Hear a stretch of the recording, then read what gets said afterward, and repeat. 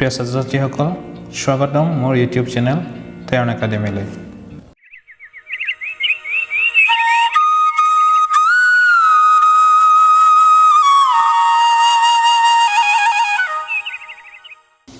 প্ৰিয় ছাত্ৰ-ছাত্ৰীসকল আশা কৰিছোঁ তোমালোক সকলোৱে কুশলে আছা আজি অষ্টম শ্ৰেণীৰ গণিত বিষয়ৰ তৃতীয় অধ্যায় চতুৰ্ভুজৰ বিষয়ে আলোচনা কৰিম তোমালোকে পূৰ্বৰ শ্ৰেণীসমূহত জ্যামিতিৰ প্ৰাথমিক ধাৰণাৰ সম্পৰ্কে নিশ্চয় শিকি আহিছা ত্ৰিভুজ বৰ্গ আয়ত বৃত্ত এইবোৰৰ বিষয়ে নিশ্চয় পঢ়ি আহিছা লগতে শীৰ্ষবিন্দু বাহু কোণ আদিৰ বিষয়েও শিকি আহিছা তোমালোকে জানা যে ত্ৰিভুজৰ তিনিটা বাহু তিনিটা কোণ আৰু তিনিটা শীৰ্ষবিন্দু থাকে এই অধ্যায়ত তিনিটাতকৈ অধিক ৰেখাখণ্ডৰে গঠিত সৰল বন্ধ চিত্ৰৰ বিষয়ে আলোচনা কৰিম তোমালোকে এই চিত্ৰবোৰলৈ মন কৰাচোন তোমালোকে লক্ষ্য কৰিলে দেখিবা যে চিত্ৰবোৰ সমতলীয় 2 নম্বৰতে চিত্ৰবোৰ সসীম সংখ্যক ৰেখাখণ্ডৰে গঠিত আৰু 3 নম্বৰত প্ৰতিটো চিত্ৰ সৰল আৰু বন্ধ এনে ধৰণৰ সসীম সংখ্যক ৰেখাখণ্ডৰে গঠিত এটা সৰল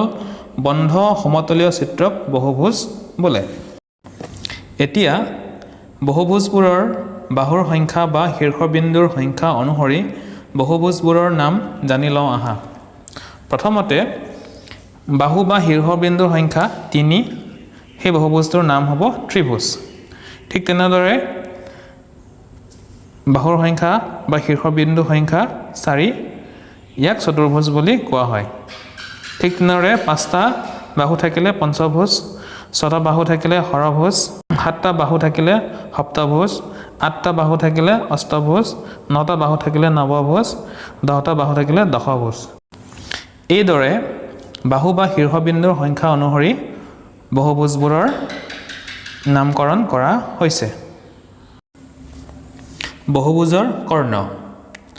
বহুভুজৰ সন্নিহিত নোহোৱা দুটা শীৰ্ষবিন্দুক সংযোগ কৰি পোৱা ৰেখাখণ্ডবোৰ হৈছে বহুভুজৰ কৰ্ণ এ বি চি ডি চতুৰ্ভুজৰ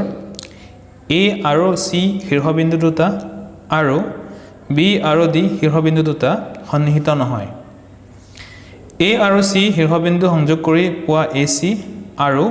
বি আৰু ডি সংযোগ কৰি পোৱা বি ডি চতুৰ্ভুজটোৰ কৰ্ণ ঠিক সেইদৰে A B C D E পঞ্চভুজৰ A C A D B D E C ৰেখাখণ্ডকেইটা পঞ্চভুজটোৰ কৰ্ণ বহুভুজৰ সন্নিহিত বাহু আৰু সন্নিহিত কোণ এটা উমৈহতীয়া বাহু থকা দুটা কোণক সন্নিহিত কোণ বুলি কোৱা হয় বহুভুজৰ ক্ষেত্ৰত এটা উমৈহতীয়া বাহু থকা দুটা কোণক সন্নিহিত কোণ হিচাপে লোৱা হয় উদাহৰণস্বৰূপে এ বি চি ডি ই পঞ্চভুজৰ কোণ এ আৰু কোণ বিৰ উমৈহতীয়া বাহু হৈছে এ বি গতিকে কোণ এ আৰু কোণ বি দুটা সন্নিহিত কোণ ঠিক সেইদৰে কোণ বি আৰু কোণ চিৰ উমৈহতীয়া বাহু হৈছে বি চি গতিকে কোণ বি আৰু কোণ চি দুটা সন্নিহিত কোণ ঠিক সেইদৰে কোণ চি আৰু কোণ ডি আৰু কোণ ই আৰু কোণ এ এইকেইটা পঞ্চভুজটোৰ সন্নিহিত কোণ ঠিক সেইদৰে এটা উমৈহতীয়া কৌণিক বিন্দু থকা দুটা বাহুক বহুভুজৰ সন্নিহিত বাহু বুলি কোৱা হয় উদাহৰণস্বৰূপে এ বি চি ডি চতুৰ্ভুজটোৰ